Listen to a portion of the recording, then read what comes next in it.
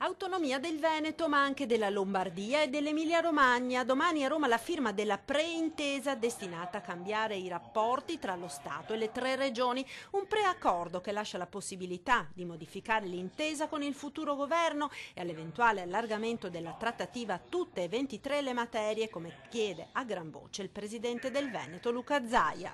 Il pasto normale è antipasto, primo, secondo, dolce e caffè.